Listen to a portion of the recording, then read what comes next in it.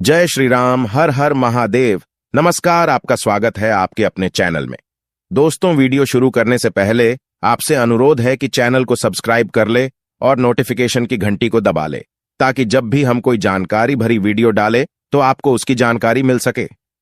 अच्छे लोगों के साथ हमेशा बुरा क्यों होता है? गीता में श्री कृष्ण ने दिया है अर्जुन को इसका जवाब। गीता सार आपने महसूस किया होगा कि जो लोग अच्छे कर्म करते हैं वो परेशान रहते हैं, वहीं जो बुरे कर्म करते हैं वो खुशी से रह रहे होते हैं।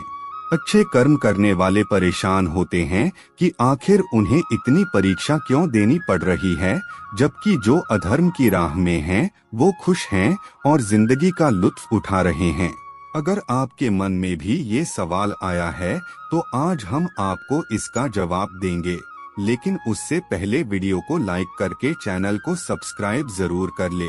ये जवाब वो है जो भगवत गीता में लिखा है और श्री कृष्ण ने अर्जुन को दिया था। भगवत गीता में वर्णित कथा के अनुसार जब भी अर्जुन के मन में कोई दुविधा होती थी तो वो श्री कृष्ण के पास पहुंच जाते थे। एक बार की बात है, अर्जुन भगवान श्री कृष्ण के समीप आकर कहा कि वो दुविधा में हैं और इसका जवाब वो श्री कृष्ण से चाहते हैं। श्री कृष्ण ने पूछा कि क्या सवाल है? अर्जुन ने कहा, मुझे ये जानना है कि अच्छे लोगों के साथ हमेशा बुरा ही क्यों होता है, वहीं बुरे लोग खुशहाल दिखते हैं। अर्जुन के मुंह से ऐसी बातें सुनकर श्री कृष्ण मुस्कुराए और कहा, मनुष्य जैसा सोचता है और महसूस करता है वैसा कुछ नहीं होता है, बल्कि अज्ञानता की वजह से वो सच्चाई नहीं समझ पाता है। अर्जुन उनकी ये बात समझ नहीं पाए। इसके बाद श्री कृष्ण ने क्या कहा वो जानते हैं। श्री कृष्ण ने अर्जुन से कहा, पार्थ, मैं तुम्हें एक कथा सुनाता हूँ, उसे सुनकर तुम समझ जाओगे कि हर प्राणी को उसके कर्म के हिसाब से ही फल मिलता है। प्रकृति हर किसी को अपनी राह चुनने का मौका देती है। अब वो मनुष्य की इच्छा पर निर्भर करता है कि उसे धर्म की राह चुननी है या अधर्म की। कथा शुरू करते हुए श्री कृष्ण ने कहा, एक नगर में दो पुरुष रहा करते थे। एक पुरुष व्यापारी था जिसके जीवन में धर्म की बहुत महत्ता थी। वो पूजा पाठ में यकीन रखता था। वो हर रोज मंदिर जाता था और दान धर्म भी करता था और हर रोज भगवान की पूजा करता था। वहीं दूसरा पुरुष बिल्कुल विपरीत था। वो हर रोज मंदिर तो जाता था, लेकिन पूजा करने नहीं बल्कि मंदिर के बाहर से जूते चप्पल चुराने। उसे दान और धर्म से कोई लेना देना नहीं था। समय बीतता गया और एक दिन बहुत जोर की बारिश हो रही थी। इस वजह से मंदिर में पुजारी के अलावा कोई नहीं था। ये बात जब दूसरे पुरुष को पता चली तो उसने कहा कि ये सही मौका है मंदिर का धन चुराने का। पंडित से नजर बचाकर उसने मंदिर का सारा धन चुरा लिया। उसी समय धर्म कर्म में विश्वास रखने वाला व्यक्ति भी मंदिर पहुंचा।